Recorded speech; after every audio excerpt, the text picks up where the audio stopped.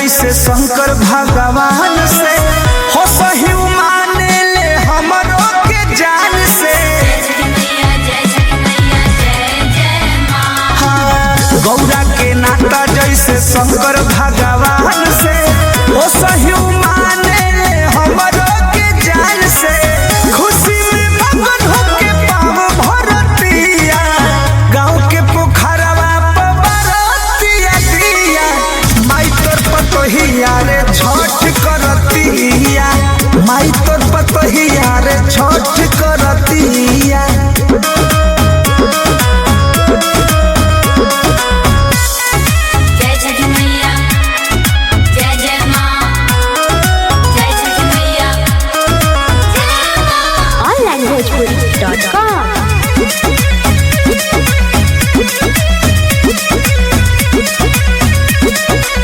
पान के पतैया हाथ लेके नारियारवा हाथ जोड़ी खाड़ बिया गंगा किनारवा।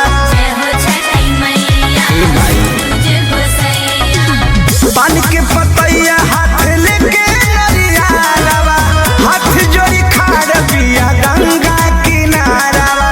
मनुष्य होता से पर्वत नाम धरतिया गाँव के पोखरवा पे बरतिया दिया माई तोर पतोहिया रे छठ करतिया माई तोर पतोहिया रे छठ करतिया।